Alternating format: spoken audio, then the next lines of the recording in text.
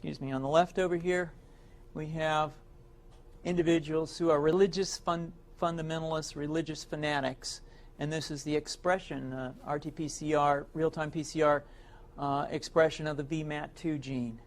Over here, we have individuals.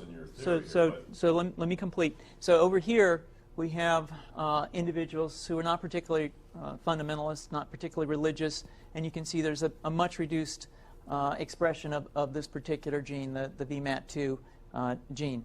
Another evidence that supports our hypothesis for the development of this approach.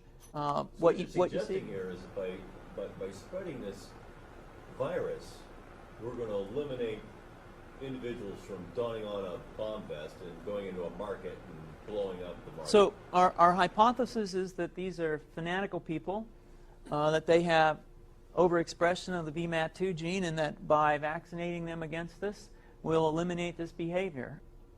So we have some very, very remarkable data in this next slide. Here we have two brain scans. These are fMRIs. These are two different individuals with different levels of expression of VMAT2. On top is an individual who's a religious fanatic, an individual, and we've repeated this numerous times, that has high levels of VMAT2. Now, this individual down here who had low levels of the VMAT2 gene, this individual would self-describe as not particularly religious. In each case, these individuals were read a religious text. This individual lit up the right middle frontal gyrus, shown here, and that's a part of the brain that's associated with theory of mind. It's a part of the brain that has to do with intents and beliefs and desires. In marked contrast, here's an individual who would not particularly self-describe as religious, and when they're read a religious text, what you see is that this part of the brain called the anterior insula lights up. This is a part of the brain that's associated with disgust or displeasure on hearing something.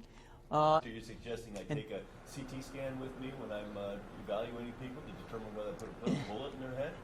So the data that I'm presenting here supports the concept that we're proposing, and I think that we would not propose to do CT scans or fMRIs on individuals out in the hinterlands of Afghanistan. The virus would immunize against this VMAT2 gene, and that would have the effect that you see here, which is it's essentially to turn a fanatic into a normal person. And we think that will have major effects in the Middle East. How would you suggest that this is going to be dispersed, the aerosol? Well, so the present plan and the tests that we've done so far have used respiratory viruses, such as flu or rhinoviruses, and we believe that that's a satisfactory way to get the exposure of the largest part of the population. Most of us, of course, have been exposed to both of those viruses, and we're quite confident that this will be a very successful approach. This is fascinating. What's the name of this proposal? Yeah, so the name of this project is FunVax, which is the vaccine for religious fundamentalism. And you have a proposal already? The proposal has just been submitted, and I think that the data that I have shown you today would support the development of this project, and we think it has great promise.